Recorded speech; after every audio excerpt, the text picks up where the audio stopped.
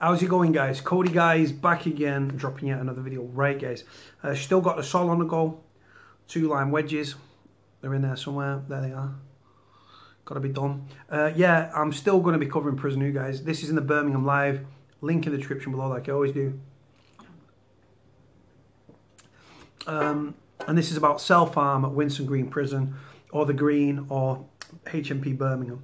So, headline reads: self-harm inside HMP Birmingham soars amid national prison scandal. New Ministry of Justice figures show there were 593 cases of self-harm recorded at Birmingham Prison in 2017 to 2018. More than 11 self-harm cases recorded every week at Birmingham Prison in what experts are calling a national scandal. New Ministry of Justice figures show there were 593 cases of self-harm recorded at Birmingham Prison in 2017 to 2018. Of the total, 51 cases were so bad that they had to go to hospital. The 273 self-harm cases in 2017 and 2018 is up from 202 recorded the previous year. Modern records go back as far as 2004 and 2005, when there were 109 incidents of self-harm that took place. The 593 cases of self-harm in 2017 and 2018 is by no means the highest recorded at Birmingham Prison. In 2006 to 2007, there were 684 incidents in that year. Andrew Nielsen, the Director of Campaigns at the Howard League for Penal Reform, said, "The alarming rise in incidents of self-injury is a national scandal and a direct result of a failed policy to allow the number of people behind bars to go unchecked while starving prisons of resources. Cramming more and more people into overcrowded jails was a recipe for violence, drug abuse and mental distress. And although the prison population has reduced slightly over the past 12 months, the damage caused will never be repaired. Ministers have rightly identified we must ease pressure on the prison system, and abolishing short sentences would be a welcome first step. Further action to reduce the prison population would save lives, protect staff and prevent more people being swept into deeper currents of crime and despair." Nationally, there was 46,859 cases of self-harm recorded across all prisons in England and Wales in 2017 and 2018, again a record high. It works out of more than 128 self-harm cases taking place every day. There were a total of 77 self-inflicted deaths in the year to June 2018 too. David Gork, who is the Justice Secretary, said, "Violence and self-harm in our prisons is unacceptably high, and these figures underline why we are spending an extra $70 million to fight the drugs plague in our prisons and boost security while training over 4,000 new officers in handling the complex offender population. Clearly there is a huge amount yet to be done, but I'm determined to cut the violence so prisons can focus on rehabilitating the offenders who will be back out at some point. And while these figures are disturbing, I am optimistic that the measures we put in place will help reduce violence and ultimately better protect the public." They've always got an answer. Do you know what pisses me off, guys, with these stories, legitimately, right? They've always got an answer for everything, haven't they? Right? The Ministry of Justice, oh, well, we're doing this and we're investing in this, right? You're investing money in drug detection and security, right? Now, drugs are a massive problem within prison, but it's beyond repair, really, really is. So for me, they should be investing that money into prisoners and turn prisons into places of, like I say, rehabilitation, reform, skills education, rehabilitation, reintegration and resettlement. Prisons should be based solely on rehabilitation, but if you look at Norway, for example, and Halden Prison is the Category A facility or maximum security facility in Norway. It's about 15 miles from the Swedish border, and it cost the taxpayer in Norway 120 grand a year to house a prisoner there, because the prisons are based solely on rehabilitation. That pays dividends, guys, long term, because they've got the lowest reoffending rates in anywhere in the world at just 30%. Massive, massive, massive.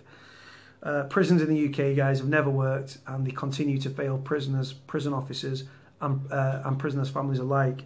And the taxpayer as well, I suppose, if you want to put it in that bracket.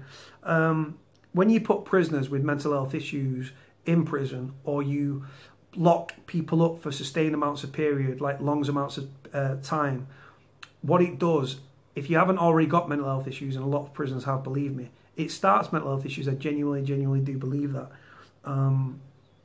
And what flows from that is self-harm, suicide.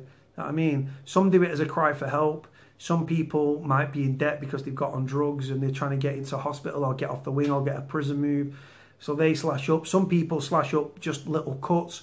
Other people are trying to sever arteries and stuff, and like tendons and stuff. And I've seen it happen, guys. It's disgusting, and it stays with you. It really, really does.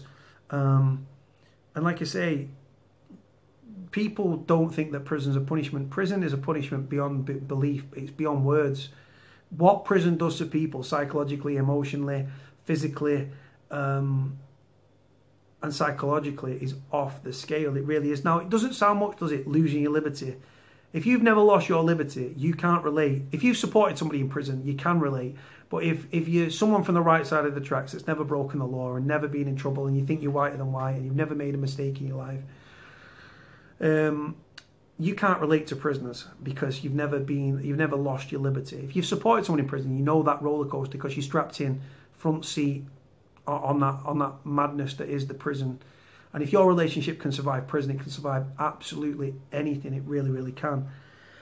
But like I say, guys, it's sad to see what's going on. This could be, again, any prison up and down the country in England or Wales.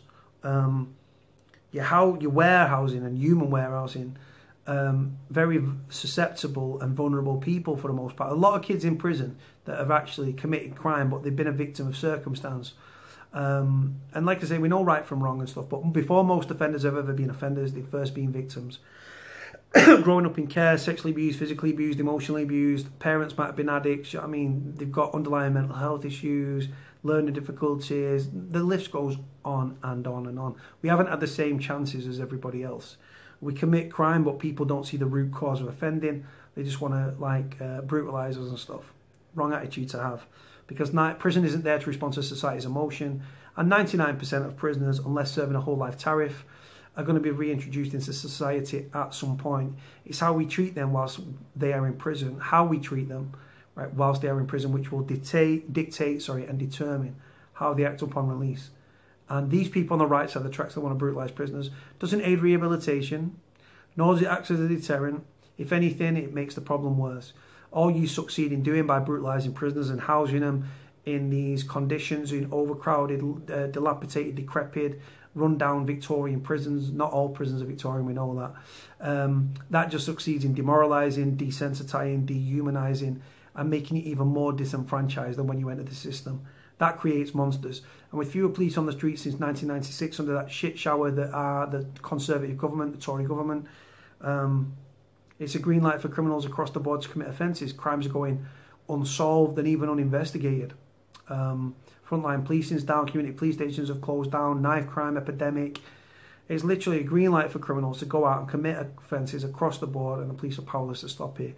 So they want prison to work, and I want prison to work, and I want better conditions and treatment for prisoners, which will pay dividends in the long term. Anyway, guys, going to stop waffling. Going to get back on my bottle of Sol. So like, comment, subscribe. Cody out.